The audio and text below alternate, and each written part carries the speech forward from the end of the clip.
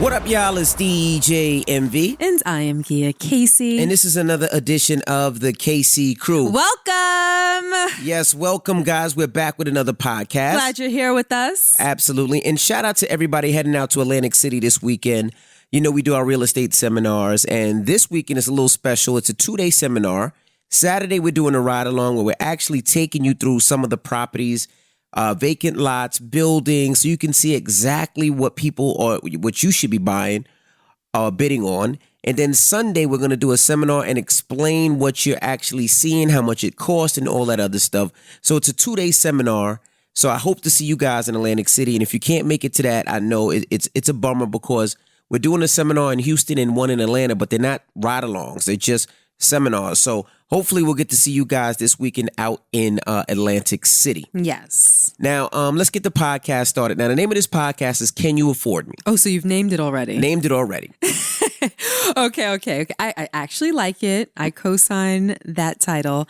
And this actually stems from a friend of ours who had a little situation. Right. And Rashawn and I disagreed. Correct. And we had the conversation with her. Mm-hmm. And then after we got off the phone with her, we continued the conversation. Right. And then we stopped the conversation and we said, you know what? This would be a good topic for a podcast because a lot of people, particularly girls, have experienced this or are going through something like this and trying to figure out if it's the right situation for them. So let's start. What'd you say? Can you afford me? Can you afford me? Okay. All right. So we have a friend that does well. She makes a great money, very successful. Mm-hmm. And now I'm okay. Now what? Would this be crass to kind of insinuate what very successful is without giving her salary? Mm-hmm. Very successful, that term is different to different people. Okay. So we need to kind of explain what very successful She got some means. bread. She got bread.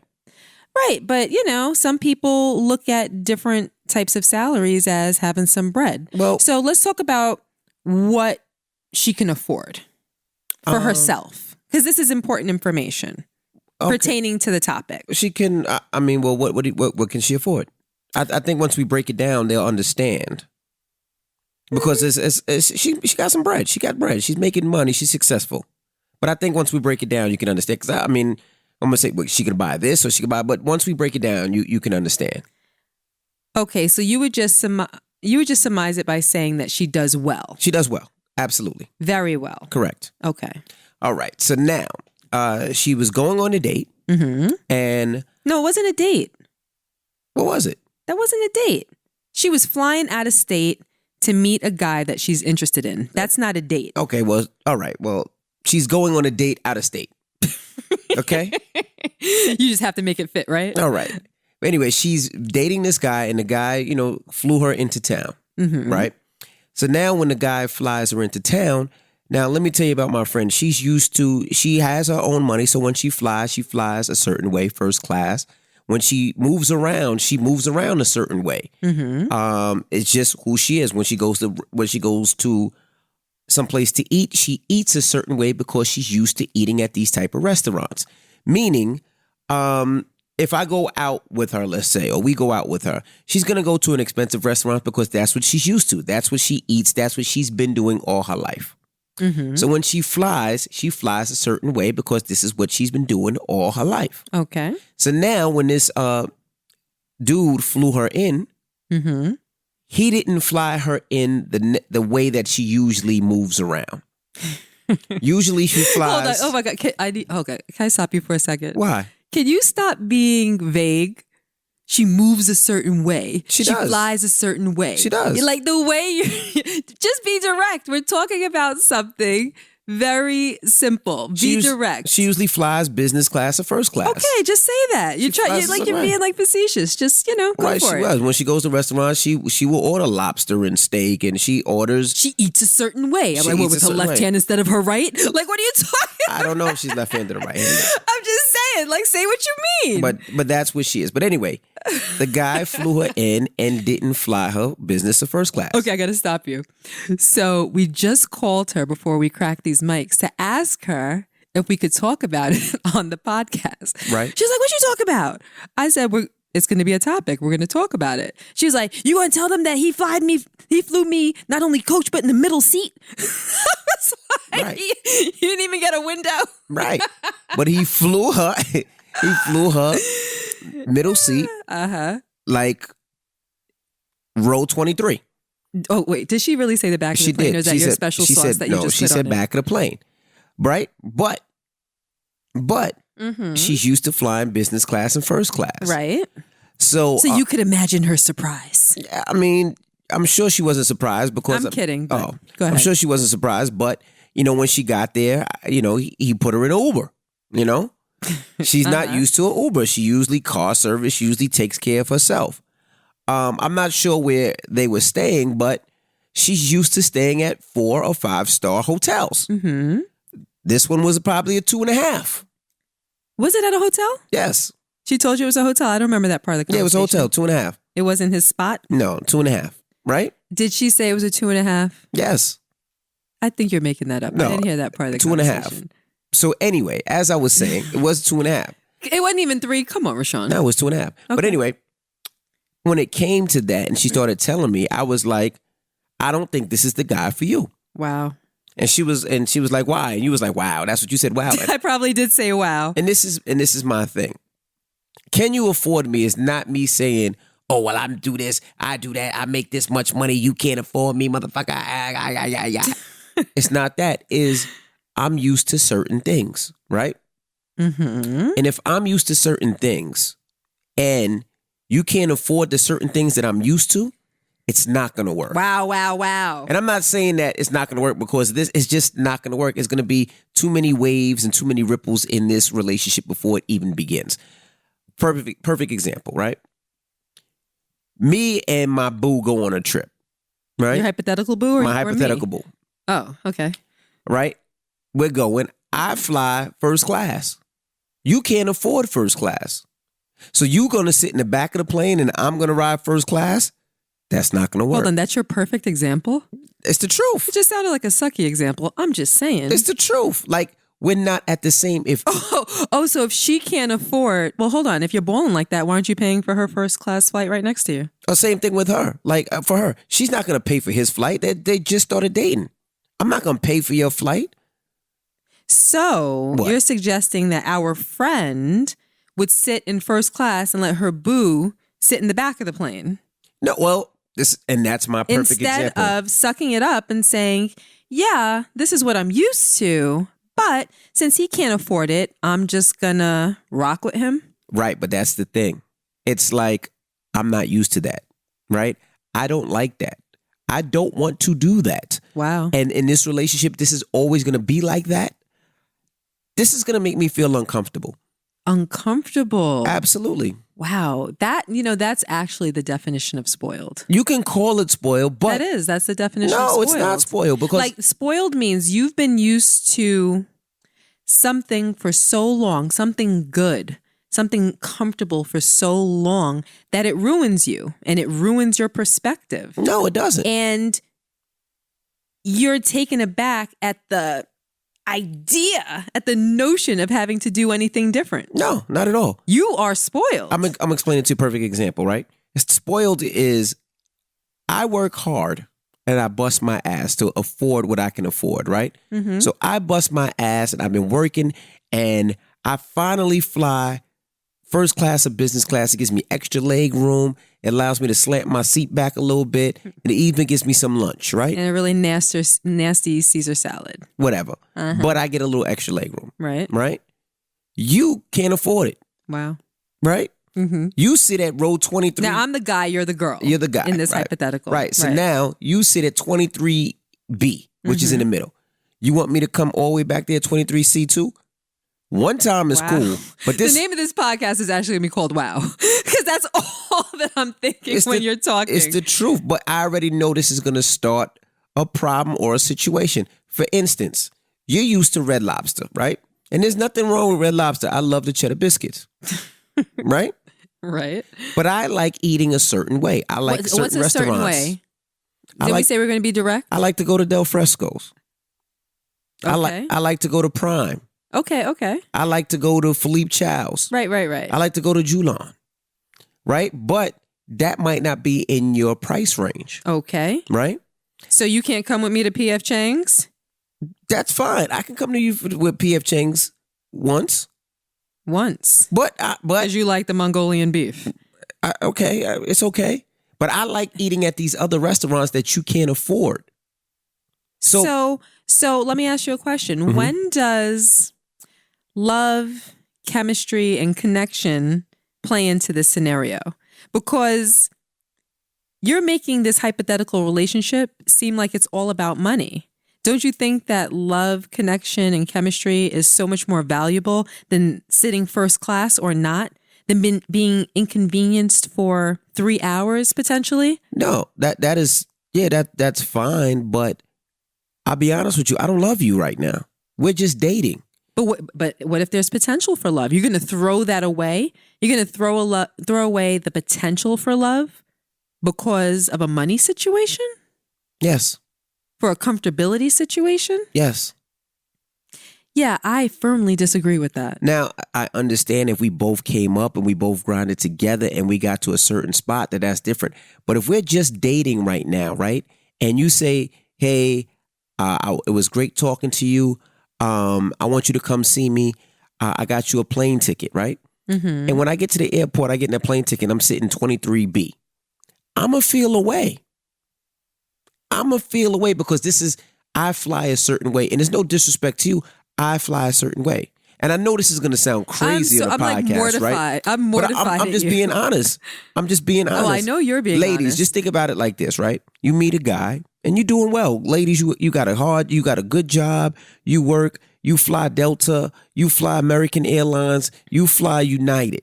And he says, yo, I'm going to fly you out. Spirit. And he puts you on Spirit. I knew that's where you were going. Right? Uh-huh. Right? And he puts you on Spirit and you're like, okay, but maybe we're gonna fall in love, right? So then you go to Spirit, and if you never flew Spirit out there or Frontier, there are no seats. So when you look at your ticket, sit on the floor of the plane. I'm gonna tell you, there are no assigned seats, right? So when you look in the ticket, you're like, oh, I don't even know where it is, but this guy that I like is flying me out. So when you get to the front of Frontier or Spirit, and you're like, hey, hi, hey, I'm booked on this flight, but I don't have a seat, and they be like, stand behind category B. And you'd be like, yeah, but where's my seat? And they'd be like, first come, first serve. And you look at category B and you're the 30th person on category B. You're going to think to myself, I usually don't fly like this. I usually fly American, United, Delta. Mm-hmm. I don't want to fly Frontier. So he can only afford Frontier, which is fine. But you might be like, I don't want to do this. I work too hard. I work 3 jobs for my convenience. Right. But what if he's that guy that when he sees you, he makes you feel loved. He makes you feel beautiful. He makes you feel wanted. He rubs your feet after a long day. He laughs at the same jokes that you laugh at. He likes the same shows that you like. He likes to bring you out with his friends and enjoy a good time. What if he's that special person that you connect with and that you feel chemistry? What if the sex is great and you haven't really experienced that type of intimacy with somebody else? What if everything else, or the things that are important to you, all fall in line? You're going to throw that away because he flew you Frontier, or he will continue to fly you Frontier because maybe he works for the city and his salary is $70,000, $100,000. After taxes, that might be $60,000. And he has to pay for his rent, and he has to pay for his car, and he has to pay for his cell phone and his bills, and he might have a child and he has some of that has to go to child support or whatever. He has a regular life, but he's an amazing person. You're going to discount him, cut his value, and not even give him a chance because he doesn't do things a certain way? Like you put things on a scale. Like, people have to stop and think about what really matters. Yeah, and that sounds great, but it's hold bullshit. On. And we're married, right. So we live the same lifestyle. Right. So if you asked me, if we broke up, for instance, if I met somebody that lived a different way, would I be able to give him a chance? The answer would be yes. Okay. Because and I respect that, and that's you, but it will never work. Hold on, wait. It wouldn't work if it were you? No, it wouldn't work for you if it's you. What do you mean it wouldn't work if it was Because me? it sounds good. I know everybody out there's like, yeah, you're right, yeah. Fuck Envy. He's all about his money. He's all about this. I hate him. Yes, but let's be honest. Let's be honest. Let's be honest. And you know me. All right, let's be honest. You know right? me for real, for real. Let's be honest. Hold on. Let's just be clear. You know me for real, right? Correct, right. And it sounds good, right? It sounds great. And I know where your heart's at. Oh, I really want to hear But I know where the say. truth is at, all right? For instance, I'm going to tell you, for instance, Uh-huh. you remember when J-Lo was dating the dancer? Yes. All right? I knew it was never going to work, right? She has enough money for him, his mama, his papa. That's fine. Everybody that grew up on his block when he was a kid. You're right, but you know why it's never going to work? Why? Because he can't meet her at a level where she's at or even close to that level. So it's cool at first to have a little, no disrespect to J-Lo. You're going to call him a toy? It's no disrespect, but it's cool when he's the little boy toy and they go out and he's the arm candy and they go and they dance and this, that, and the other. And it's cool when you're watching the kids. It's cool. It's fine. Wait, you just called him a babysitter? You did, not me. But that's cool. Wow. That's cool. But we can never connect because we're not on the same level. You can't take care of me like I take care of you. No. That's why, let me finish. No, I can't let you finish. Hold on, because that's why they work. Hold on. I would love to let you finish, but I just have to stop you right there just for a second, momentarily. I don't mean to interrupt you, but I need to in this moment. You just said you can't take care of me. There are different ways to take care of a person. He may not be able to take care of her the way that she does things in her certain way financially, but he can take care of her. And it could be him. It could be any random person that you insert into this situation. But he can take care of her possibly on so many other different levels. You're like, you can't meet me at my level. The only level that you're recognizing is a financial level.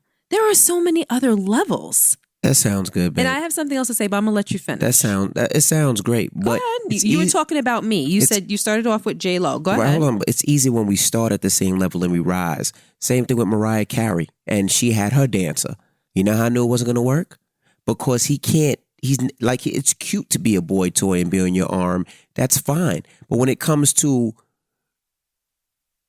being who I want to be and how I'm supposed to be, you can't take care of that. You can't do that. Who I want to be and how I'm supposed to be, you can't take care of that. What does that mean? The same, all right, for instance, right? Let's say you're out there and you meet a nice guy, right? Are we back to me? Yeah, you. Okay. Handsome young man. You meet him at a restaurant. Let's say he's at a restaurant with some friends. You meet him, this, that, and the other. And then you ask him what he does. And he says, I sell incense. Right? Incense. Mm-hmm. Incense. As in the stuff that you burn the stuff that smells sniff? good. Yeah. Okay. Right? I work on Canal Street, 34th Street. I sell incense. On the street or in the store? A store, it doesn't matter. I mean, let's say on the street. Matter. Let's say on the street. So he's an incense peddler. Correct, if that's what you want to call him. A little strange. But you guys connect. That, of all things to come up with, that's what you came up with? Someone that sells incense on the street. I'm just putting things in perspective. Go ahead. I passed gas and I was like, I need an incense right now. That's what made me think of it. But anyway, but you guys connect in the restaurant. He's funny. He's intelligent. He's smart. He's witty. He's handsome. And then, he's like, hey, let's go out. And he'd be like, okay, yeah, I would love to go out. Where you want to go? And he's like, let's go. You like Caribbean food? And you're like, yeah. And you're like, okay, well, I just went to the grill. And he's like, yeah, why don't we do Golden Crust? Mm-hmm. What do you do? Wait, to go out, is that going out? You heard me, motherfucker. I said Golden Crust. Hold on. I don't mind Golden Crust if I need to stop and get a quick bite. No, he's like, I'm hungry. But they have tables. Let's go to Golden Crust. I can afford Golden Crust. I know you like Caribbean food. You said he was funny. He's handsome. Yeah. So you gonna go to the Golden Crust with him on a first date? That doesn't really sound like it's a first date. That sounds like, hey, let's go grab a bite to eat. No, that's Golden Crust. I'm okay with going and grabbing a bite to eat. That's his first date. Let's go to Golden Crust. Doesn't sound like a date. That's not a date. The way you set it up doesn't sound like a date. You set it up like, let's go grab a bite to eat. That's a date. No, let's go grab a bite to eat's not a date. That's like, let's go grab a bite to eat. All right, well, let's go. We're out. Like, Golden Crust is the type of place that, you're driving, you're like, oh, there's a Golden Crust. Let me stop and get a beef patty. He says, let's go on a date. Let's go to Golden Crust. I can't pick you up, but meet me there. It's just all the sauce, right? You're just gonna keep putting layers of sauce on I'm just it. asking. So how do you feel? How do you feel? I would feel uncomfortable. Okay. I'm not gonna lie. Like, we're gonna be honest about this. That's on the. Hold on. But these I are the would levels feel I'm talking about. uncomfortable. But if he had all of the qualities that you're talking about to boot, I would meet him at Golden Crust and see what he's about. See if I enjoyed his company. Because here's the thing. Oh boy, here we go. Why is it about here we go? Go ahead. I want to hear this. Go ahead. Ladies, we're all out here in these streets doing different things. Either you're going to work, you're going to the club, you're going to the bar, you're going to the supermarket, you're going to church. You're in different social circles. You're out there mingling and meeting people. Most of us are out there meeting people on a regular basis. Sometimes I'm not with you. I don't want to say a lot of times, but sometimes I'm not with you. Correct. Earlier when, I spent more time with friends and we didn't have as big of a family, I spent more time without you. Mm-hmm. You get approached by guys every day. Okay. And you come to realize that guys with money are a dime a dozen. Just like beautiful girls nowadays are a dime a dozen. Correct. They come, they go. You see them constantly. I find that it's not hard to find a guy with quote unquote money. A guy that you actually like, they are so few and far between. Someone that you're excited about, someone that you genuinely want to spend your time with, someone that you look forward to seeing, someone that after you spend some time with them, it's hard to imagine not spending your time with them. Those are the people that are few and far between.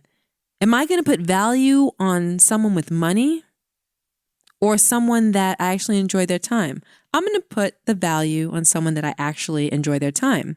I might be coming from a different place in my life from where I am right now to going to Golden Crust for a first date. Would I feel uncomfortable? Yeah. I'd be like, this is a first date. You're not even trying to impress me. But if he's selling incense, maybe a meal that's $13.99 is a lot to him. Correct. So I would have to respect that. He's out there working hard. It's not like, I'm not going to date a bum. I'm not going to date someone that's not ambitious, that's not trying to do something with his life. Maybe he's selling incense. And that obviously can't be his whole story. Maybe he's doing that because, he has a dream that he's working on or something that, he's doing that's utilizing the majority of his time. Do you understand what I'm saying? Like, He might be doing that just to get by. Like, I don't know. It depends on his story. It depends on his situation. But I do want to date someone that is ambitious, that wants more for himself, that wants to be successful, that's out there striving, that has goals, that has dreams, that wants something. I don't want to date someone that is just settling in life.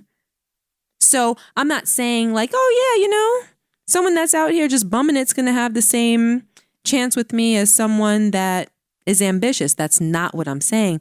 But if you meet a regular guy who's living a regular life and he wants something more for himself and he's working on that, for me, that's enough. That's to you, not to me. And wow. I'll be honest with you. Like, I look at it like this, ladies and fellas. Like, ladies, if you're out there and you're used to a certain thing, you like to go to a certain restaurant, you like to buy a certain wine or a certain food, and then somebody comes and says, hey, let's go on a date, and takes me to less than what I'm used to or less than what I want, that's always going to be in my mind because I'm going to want better. And if you can't afford better or you can't take me to better or you can't be better in my life, that's going to be in my mind all the time. And although I know it's about the love, it's not about that. That's bullshit because you're going to be thinking about that all the time. And just like our friend, I told her, you are used to certain shit and you will complain, motherfucker. You will complain all the damn time. So every time you go out and he doesn't give you what you want or what you feel that you should think have. That she's going to be resentful. She is going to be resentful and it's not going to work. It's going to be in her mind. Some people are like that. Some people are not. I would be like that. Well, I think we all know that. But the reason I'm like that is because I work 30 jobs. Like, another example, right? It's going to put a lot of my business out there, but I don't care. When I first signed my deal with iHeart, right? Mm-hmm. The first year I did my deal with iHeart, and we had to travel a lot. And every time we traveled, they would have us in 23B in the back of the plane. Mm-hmm. And I would be livid. This is how many years ago? I don't know, a bunch of years ago. Mm-hmm. But I would be livid. And the reason I would be livid was not because I wasn't grateful. It's because I was a DJ and traveling the world. And when I traveled the world, I traveled a certain way. I made promoters fly me first class or business class. Mm-hmm. Every time I flew, that's the way that I traveled. Right. So now when I work for this company, I felt crazy flying in the back of the plane. Not because I'm too good to fly in the back of the plane, but because I fly a certain way. I'm 6 foot. My legs, I have bad knees. I used to be a catcher playing baseball as a kid, so my knees are fucked up. So I like to fly a certain way, so I'm comfortable. Mm-hmm. So now when they fly me in 23B, I'm like, no. This is less than what I would do for myself. This is less than what I would do for myself. Mm-hmm. So what did I have to do? I started buying my own tickets. Mm-hmm. And saying fuck their tickets. And it wasn't me being bougie. It was, this is the way I fly. Okay. I work 30 jobs. I never sleep. So like people always say, yo, Envy, do you read? And I say no. And they say, well, why? I said, well, the only time I would have to read is when I'm on a plane. And when I'm on a plane, what am I usually doing? Sleeping. I'm sleeping because I never sleep. So that's my way of catching up on sleep. Right. It is what it is. That's me, you know? But when it comes to those things, that's the way that I fly. That's the way that I move. Mm-hmm. So if you can't give me what I'm used to, I'll do it on my own. And with this person, if I'm dating you and you can't, and you fly me in town, you know, because you want to date me or because you want to smash, and you got my knees on my forehead, I'm not gonna give you no pussy. Because all right, wow. My knees are on my forehead, and I can't even stretch my legs to give you no pussy. Awesome. That's great. I love the way you put things. I'm being honest. Now people will be like, oh no, that ain't about, it's about love. It's about cherish the moment. It's about respect. Fuck that. I'm just telling you how I feel. Okay, so let me just make sure I understand what you're saying. So if he flew her first class, you would co-sign her giving him the bleep. No, I didn't say that. I mean, you kind of did say that. I'm just saying. I mean, you said that actually. I would be more. Yeah, you said that. Did you say maybe, that? Maybe. Yeah, I'm pretty sure you said maybe, that. but if like I would be more comfortable and more. I'd be more comfortable, getting acclimated to the idea of giving you the bleep if you flew me where I had a little bit more leg space. Maybe. You're a bird. I am. Like. No, I am. What in the world? Oh my, you are, that's a whole other conversation. Okay. That's like. All right, well, let's. That's like paying to play. No, that's it's not. crazy. It's not paying to play. All right. That's paying to play. All right, for instance. Rashawn, right? look at me in the eyes. That is paying to play. All right. Well, let's talk about this. All right. I feel bad, right? And this is gonna sound. I'm gonna sound. This crazy is like the podcast. fifth. This is gonna sound horrible. People gonna hate me on this so podcast. far, it's I don't been like care. what, 20 minutes? This is my truth. This is my truth. What? You gave somebody the bleep? No, listen. I'm going to feel bad for any boy that takes my daughter out on a date. Okay. I'm going to explain to you why. I didn't have seafood until I was 20 years old. That is Let me finish. No, that is because your father is allergic to shellfish. Right, but also... And his throat will close up. Right, but also, I didn't go to expensive restaurants as a kid. The most expensive restaurant I went to was Sizzler. It's the truth. Red Tony Lobster? Roma's and Red Lobster. Those were expensive. Those were expensive restaurants for my parents. Three expensives? Yes. Okay. Those were like, we went on holidays. When my mama got a bonus or my dad got a bonus, that's where we went. Birthdays, that's where we went. Mm-hmm. It is what it is. That's what they could afford. Right? Okay. Cool. I didn't have crab and lobster till I was 20. One, because my dad was allergic to seafood. Yeah. But also because that shit was expensive. It was expensive. Okay. Absolutely. So with that being said, Madison, because of who we are and the fact that we go to expensive restaurants and we work hard, she's exposed to shit that I was never exposed to. Madison actually goes to restaurants now and orders shit that I can't even pronounce. Okay. Some of the times I just tell her to order for me because I don't know what's in that fucking roll. Right. Okay. I don't know. Like sometimes I be eating shit. I'm like, what's this? Is this paper? Avocado? I have no fucking idea. But anyway, you're talking about soy paper. Whatever. Because that just sounded weird. Talking about, was this paper? Avocado? You knew what I meant. Soy paper. It's what you wrap you knew what I meant. Sushi in instead of seaweed. Exactly. I just didn't want you to sound crazy. I sound crazy anyway. People will say I sound crazy in this podcast. So go ahead. But anyway, so when it comes to her, if somebody who dates her, when they go on a date with Madison, right? Madison's used to eating whatever the fuck she wants, right? Right or wrong? Yes. Right or wrong? Yes. So now if she goes... But she just kind of follows suit because we kind of always over order. So it's what she's been accustomed to. Like, and I say over ordering, like if we want 2 or 3 appetizers, that's what we're going to order. I screamed on Madison the other day. Why? Because we went to Vegas. You weren't there. We went to Vegas and Madison had her own room, right? Mm-hmm. Well, not by herself, but her and Mercedes was in one room. Mm-hmm. When I got the bill, I was like, motherfucker. Oh, you didn't tell me? Yes, because Madison orders like she was with us. Mm-hmm. Orders like a motherfucker. Mm-hmm. Not knowing that when you order in a hotel, it's extra expensive. Okay. And they charge you extra rate. I'm like, why the fuck did you order steak and lobster? Like, this is a hotel, motherfucker. But when she's with us, that's the way we order. Okay. So now I could imagine Madison going on a date, right? Mm-hmm. And a young man might work hard or, might have a job. Well, I'm sorry to interrupt you, but we had that conversation the other day. Madison ordered some wild shit. Yeah. And he's going to look at her crazy like, huh? I had that conversation with her the other day. I literally said to her, when you get a boyfriend, you have to be considerate of what he can afford.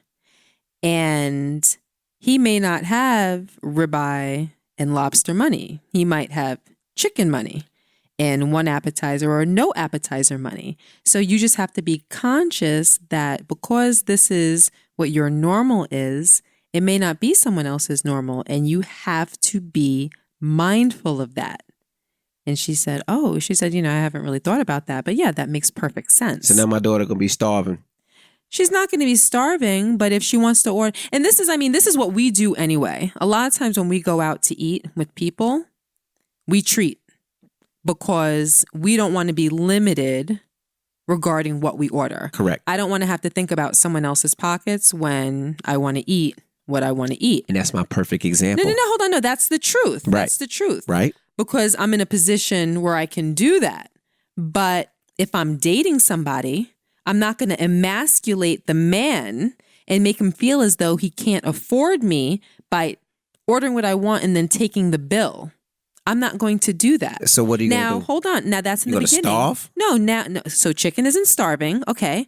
But if later on, once we get to know each other and we're closer, I may just want to pay for dinner. And that's my point. That's my point. My point is Madison's going to want a certain food, the food that she's used to getting, what she's used to ordering, what she's used to eating.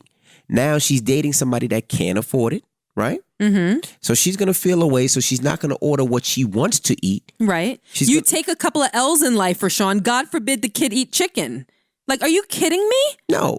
God forbid the kid eat chicken. And that's my point. Later on, you know what? if you and here's the thing. Later on, when you get past that stage and you're comfortable with each other, if you got it like that, pay for both of us. That's it. Okay.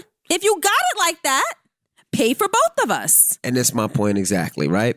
What's your point exactly? So the first time I just eat chicken and no sides because he can't afford it, and I'm just eating just a big slop of chicken. No, chicken always comes with a side. You've never seen a chicken breast on a plate without a side. I can't have no French fries and no macaroni and cheese, and that's fine and that's cool. But what's going to happen?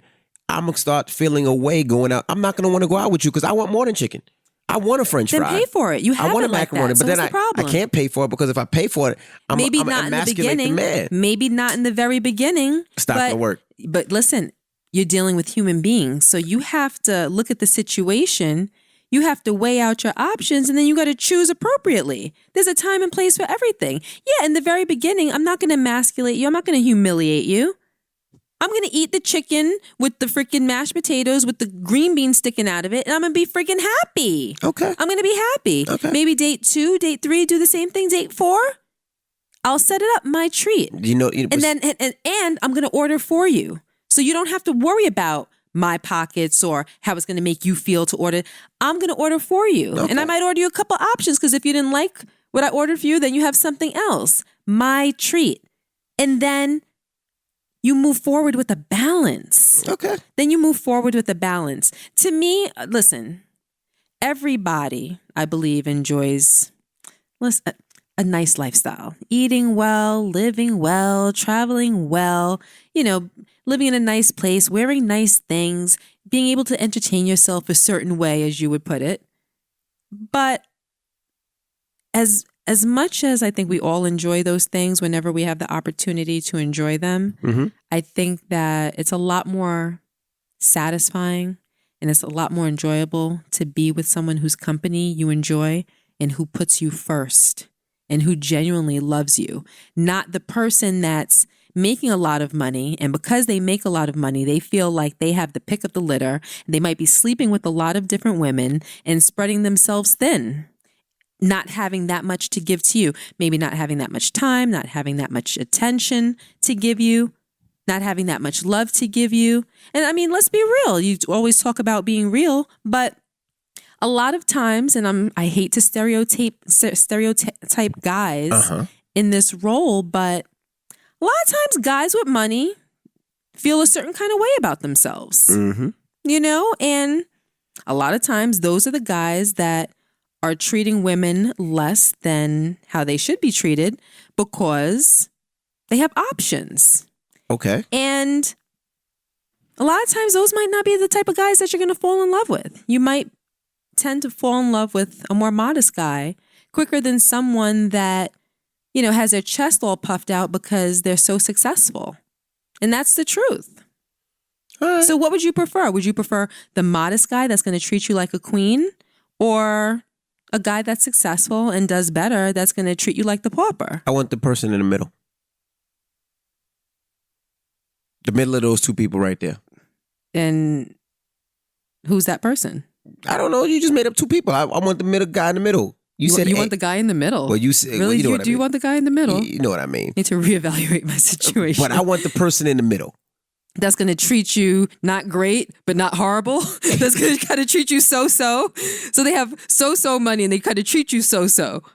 Yeah, I'll take that. And don't get me wrong, I'm not saying that, men with money are the devil. Obviously, I'm not saying that. But, a lot of times, you take someone who's, in the entertainment business or an attorney or a doctor or, an athlete or something like that. And a lot of times they're the players out there. You know what I mean? Because they can. Not only because of the money, but because women look at them a certain way and make them feel that way. Women kind of boost up their ego, and that's kind of what you're left with. There's a lot of things that go into that situation. It's not really just the money, but, the money is a big factor in it. So, we both know females that deal with guys like that, and we both know guys like that. So, I'm speaking from things that I've actually observed. So, all I'm saying is I would go to Golden Crust. I'd eat my beef patty with cocoa bread. Okay. And then I'll try to, Cocoa bread? Yeah. No cocoa bread, just beef patty. Why? Can't afford it. 50 cents. Too much. But whichever way, the bottom line is you're a bird and I'm righteous. And I don't know how we're together. All right. Well, all right. Well, let's move on. I just want to tell you, what I'm getting you for Christmas, right? What do you like? Where are you going with this stupid joke? I'm getting you incense and cocoa bread with beef patty. You got an email? Yes, we could go to the email. Hold on. I would love to see you as a female for a week. Why? That'd be something else. Like if you were a female, wow. Well, but I'm not going to go there.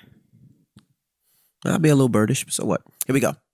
Hey, Gia and Envy, I love the podcast, and I'm motherfucking tired of y'all not putting out a new one out every week like y'all supposed to. Laugh out loud joking. I know you're a hard worker, Envy, and Gia has a whole house to run. Anyway, I'm going to jump right into it because I'd love to hear your thoughts on this family issue I'm having. I have 4 siblings, and we all range from ages 25 to 34. I'm the youngest. We all have kids ourselves that we raise like siblings because we are all so close with one another, a tight-knit family, as people say.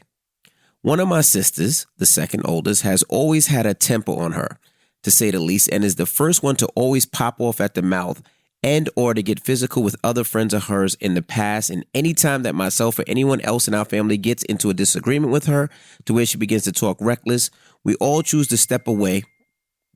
We all choose to step away before things get ugly because we don't want things to escalate, especially knowing how she is. One day I felt as if her and her husband went too far and disrespected me verbally in my home at Thanksgiving dinner. I held for our entire family. From that moment on, I decided not to make excuses for her anymore and to hold her accountable for her ugly traits and pull myself away from the friendship that her and I held because I'm not going to continue to allow someone to disrespect me so bluntly, not even if she's my sister. Well, that caused a huge divide in our family to where our kids, parents, and even us siblings went months without talking. Around Easter, our sister-in-law, which is also our best friend, decided to say something to the sister that had disrespected me, and it didn't go well. They exchanged words, aka talk shit to one another, and things got escalated, and sure enough, my sister with the bad temper ran up on our sister-in-law and beat the shit out of her for talking shit on Easter. Of course, that caused an even bigger divide in our family that is truly affecting all of us. I've gone into depression, I cry multiple times a week, traumatized, we go months without seeing my nieces, nephews, mom, etc. I know it's affecting my sister, the one that got physical, because now, so many months later, she has reached out to us, her siblings, so we could move forward for our kids and parents, but she doesn't seem to be remorseful for what she did to our sister-in-law, which was her and my best friend outside of being just an in-law. She now claims that our sister-in-law is just an obstacle in the way of our family moving forward, which is very insulting to me because all 5 of us siblings have been with our partners for 6+ years, so she's not a newbie or a random girl, and she was our best friend. I honestly don't even feel safe around my sister anymore because if she could do that to her, she could do that to me or anyone else, especially because of the way she's been going around things, saying stuff like, well, if she would have been talking shit, she wouldn't have got hit. She's 30. Who even talks like that anymore? I don't even know how to move on, but if I do, and I'm always going to have to watch what I say around her. I can't have a relationship like that. My heart is heavy. I love my family, and I know this is weighing heavy on everyone. Please let me know what you think right now. I'm just putting faith in God, trying to understand what he's trying to teach me out of this situation. Sorry, this was a long email, Envy, but I know the details is what helps. And sorry for the curse words. Gia, laugh out loud. I just had to express myself. Haha. Love y'all. XOXO. P.S. I believe my sister also listens to your podcast. What's her name? I don't know her name. Let me see if I can get her name. Rosa. Hi, Rosa. Well, I definitely sympathize with you. Can I start? I was just going to do that. I just want to ask. How are you going to ask? Because I got it on my mind. I just started. I just read that whole long email. I should be able to start. All right, go ahead. First thing you need to do, Rosa, Taekwondo, boxing, or karate. Learn self-defense. Keep a baseball bat near the door. And next time your sister acts up, you knock that bitch the fuck out. Or have an exit strategy. I mean, that is a problem, Rosa. I would say this. Yeah, your sister is very violent. She has problems. She needs help.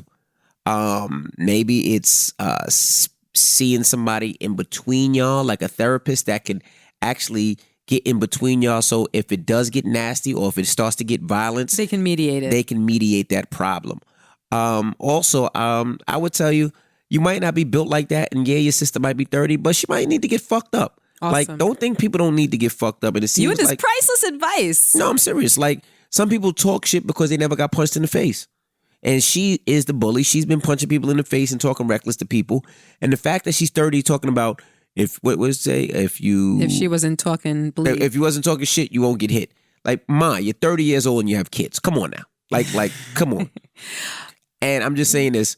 If you step to me, I run fast. I just want to tell you that. But anyway, like, you really need to have a conversation with her and tell her how you feel. Like, tell her that, you are violent and I don't like that. I don't want that around me. I don't want that around my kids. I don't want that around my family. Like, nobody wants to fuck with you. And if you want to put it into the world where mom dies and you don't get to see mom because you're violent, or my kids get older and you don't get to see them because you're violent, then that's going to be a problem. But you don't back away from her, or you don't be scared of her for nobody. No, you stand your ground and you do what you're supposed to do. You keep your family together, and if she still wants to get violent or still wants to get all crazy, fuck her. I have to think about what I'm going to say before I say it. Okay. And I may not be the best person to give advice or to give my point of view in this situation. And you would probably know that. Okay. Because two things weigh on me as I listen to that email being read. And the first one is my biggest pet peeve in life is someone talking to me crazy. My biggest pet peeve. Yes, I know that. That is something that if it happens, when it happens, I literally feel myself getting warmer by the second. Right. Physically. I feel that. And in my mind, I'm trying to de-escalate my reaction. Right. And I'm a calm and controlled person. That's just my nature.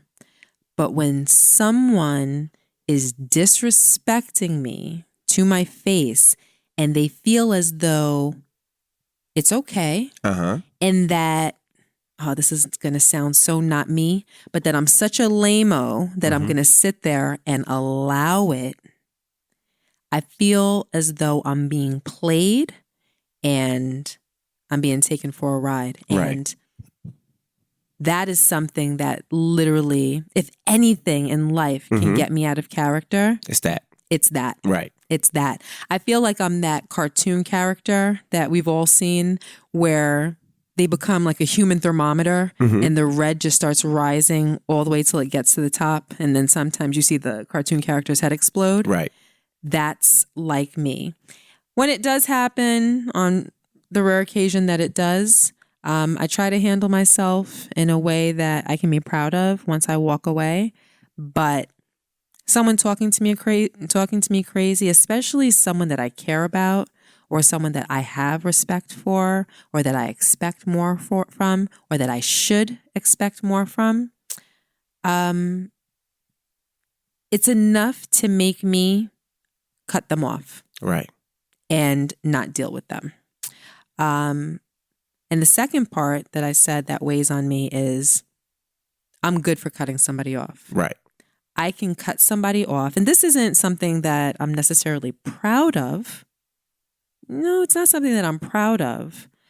But if someone intentionally shows me malice or disrespects me, then I can rationalize having no problem excommunicating them. Right. And cutting them out of my life and not having anything to do with them from that point forward. And I am okay with that. Right. Because in my private moments, I can stop and think about the fact that they did something malicious intentionally to me. Right. When you love somebody, you don't curse them out. When you love somebody, you don't put your hands on them. Correct. And when you love somebody, when you realize that you've done something wrong, you apologize and you show remorse. And if the person that's the recipient of that, which would potentially be you in this situation, if you're a God-fearing person, then you would forgive wholeheartedly and move on if that apology and remorse is genuine. And in a perfect world, that's how it would go. Right. But when you said that, she apologized and she just wants to move on, but she showed no remorse, that shows that that apology was a selfish apology. It's probably because she misses her family. She misses the togetherness. She misses probably the little ones, your parents, and, you did describe how everything had become segregated at a certain point. So she probably misses all that. So she's probably like, all right, I'm sorry. Let's move on. And you could sense that there was no remorse. Is she deserving of forgiveness at that point? No. The truth is no. The truth is no. When you apologize, it has to come from a genuine and honest place where you really take accountability for what you did and you're sorry that you hurt someone else. Right. And that's not where that's coming from. Furthermore, she wants to get rid of what she calls the obstacle, the person that she, in a worse way than you, offended. Right.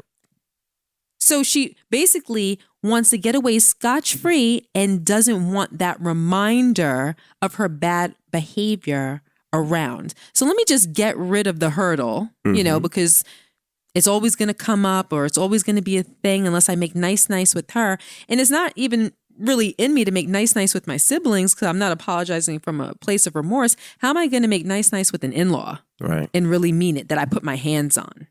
So she's dealing with her own personal issues. She's your sister. Is she worth having a conversation with? That's up to you. I would think, sure. During which conversation you would have to express to her how you feel, which she probably already knows, but she's probably one of those people that just doesn't get it. Right. Have you ever had somebody in your life where no matter how many times you explain something to, no matter how many different ways you've broken it down to them, I mean, you could take it to an elementary level and spell everything out, draw conclusions, give examples, like really exhaust yourself to get them to understand something, and they just refuse to get it, even when they say that they've gotten it, even when they've apologized, even when they've done things to kind of make it seem like they've gotten it. You think that they do until the next time, right? Until it happens again. You'd be like, yo, you're just not capable of getting it until they get it. Right. Some people just have to get it on their own. And it almost seems as though your sister might fit in that category. She offended you. She offended your sister-in-law, your parents, like everybody's taking notice to it. And she's on the outside looking in. And she still doesn't really get it. Like she doesn't get like, wow, I actually did something wrong. I actually offended somebody. I actually disrespected somebody. I actually hurt somebody. Like, wow, I'm in the wrong. Right. Seems like she's just like a right fighter that doesn't want to suffer anymore. So she's going to do the bare minimum. But the bare minimum's not enough. You have to do more than the bare minimum. You have to do the most. Right. In order to get back in everybody's favor. And in my opinion, if she does that, she's worthy of forgiveness and to be put right back into her position in the family where everybody loves and laughs and lives. But until she does that of her own volition without being forced, I don't think that she needs to be accepted back into the normal goings on that once was in your family. I don't think that she deserves it. Like people, I don't know. I don't feel as though, how do I put this? That the relationships that you're blessed to have are just a given. I think that we all have to earn the relationships that we're in. I think that we all have to do the work to deserve the people that are around us, our husbands, our wives, boyfriends, girlfriends, our parents, our children, our friends. You have to do the work. You have to be present. You don't just get that and fall back and fail them and not show up and expect the same love and appreciation. No, it doesn't work that way. Right. So, I mean, Rashawn suggested something, therapy. I think that could be a good idea. You ain't like karate, a boxing, a tabo? No, I didn't like that. Okay, I didn't like the bat at the sorry. door. I didn't really like any of that. Exit strategy, maybe, because you might need to get the hell out if she gets a little rah-rah. But, the idea of therapy, I like that. Even if it is your suggestion, if she's receptive to it, that means that she's open to possibly being a better her. Right. So something like that, maybe a family sit down, but I wouldn't exhaust myself trying to get her life right so that she fits back in with us. And this is also just me. I know that a lot of people aren't built that way. Right. But if I have a friend, if I have a friend that does me dirty intentionally and knows that they're doing wrong by me, I'm done. Mm-hmm. Like there's no more. Like it's over. It's over. Right. And I would be the same way with the sibling, but that's just me. And I know that most people are a lot more sensitive and hurt a lot more. Like she said that, she's cried over it. I don't know if she said that she's been up nights or however. Depressed, yeah. She's been depressed and whatnot. I honestly, this sounds terrible, but I can't relate to that as much. I think I would probably be more preoccupied with the idea that I fear for my safety when I'm around you. Mm-hmm. Like you cursed me out. You called me out my name. You pointed out my flaws. You tried to embarrass me. I don't like being around you. I have to think about what I say before I say it because you're like a friggin' minefield. Mm-hmm. Yeah, so I'm not going to be depressed over, the loss of you in my life. And I'm not going to stay up night or cry in my private time because you're not around. Maybe it's a blessing at this point in our lives until you're able to do better. Right. So I would pray on it.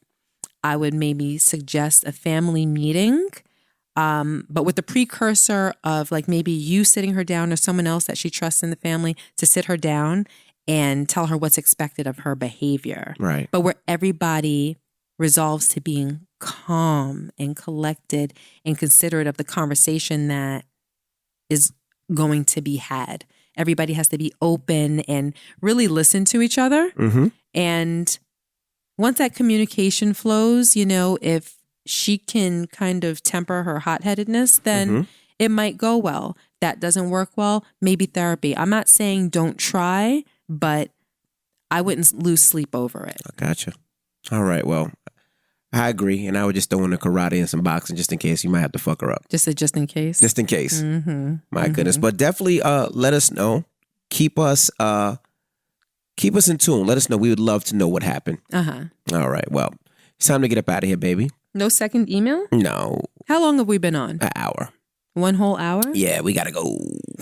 You got to sleep. I got to sleep. Okay. All right. Well, guys, we appreciate you joining us and we will see you guys next week. And do me a favor. When we post the podcast, can you leave your comments about the can you afford me scenario? I'd like to know what guys and girls both think about that. Absolutely. All right. No hate comments on me. All right. Well, we'll see you guys next week. I'm DJ MV. And I am Gia Casey. And that was another edition of the KC Crew. Toodles.